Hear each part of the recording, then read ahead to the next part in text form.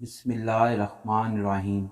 شروع اللہ کے نام سے جو بڑا مہربان نہایت رحم والا ہے۔ السلام علیکم۔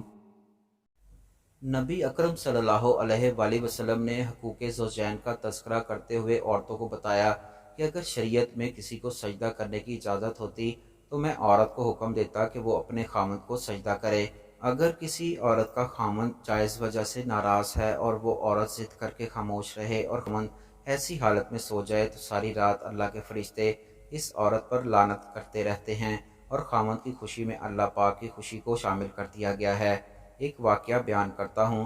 ایک صحابیہ کے ہاں بیٹا پیدا ہوا، شوہر جہاد پر گیا، اس دن شوہر نے آنا ہے تو اس دن چند گھنٹے پہلے بیٹا فوت ہو گیا۔ اب پریشان بیٹھی ہے کہ خامند اتنے عرصے بعد آئے گا، اور جب یہ معلوم ہوگا کہ بیٹا فوت ہو گیا تو اسے کتنا صدمہ ہوگا، دل میں افسوس ہوگا کہ کاش بچے کو زندگی میں آ کر پیار ہی کر لیتا۔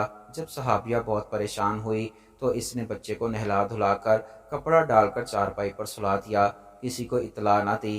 خامند سمجھا کہ ان کا بچہ سو رہا ہے، چنانچہ خامند نے کھانا کھایا تو رات ہو گئی۔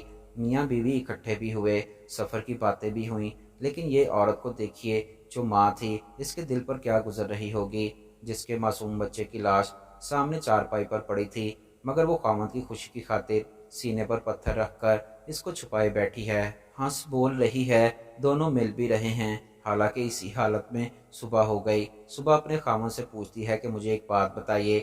خامند نے کہا پوچھو۔ کہنے لگی اگر کسی کو امانت دے اور پھر کچھ عرصے بعد واپس مانگے تو وہ خوشی سے دے دینی چاہیے یا غمزدہ ہو کر؟ خامند نے کہا خوش ہو کر۔ کہا اچھا، آپ کو بھی اللہ تعالیٰ نے امانت دی تھی، آپ کے آنے سے پہلے پہلے اللہ نے وہ امانت واپس لے لی، اب جائیے خوشی خوشی اللہ کے حوالے کر دیجئے۔ اللہ اکبر! اس صحابیہ نے حسن معاشرت کا حق ادا کر دیا۔ صبح اس کے خاوند رسول اللہ صلی اللہ علیہ وآلہ وسلم کی خدمت میں حاضر ہوئے اور کہا کہ اللہ کے نبی صلی اللہ علیہ وآلہ وسلم، میرے گھر میں یہ معاملہ ہوا، میری بیوی نے میری خوشی کی خاطر اتنے صبر ضبط کا مظاہرہ کیا۔ اللہ کے نبی صلی اللہ علیہ وآلہ وسلم نے دعا دی، چنانچہ اللہ نے اس رات میں برکت ڈالی اور وہ صحابیہ اپنے خاوند سے ملنے کی وجہ سے حاملہ ہوئیں۔ اللہ نے ان کو ایک اور بیٹا بھی دیا جو بعد میں حافظ قرآن بھی بنا اور حافظ حدیث بھی۔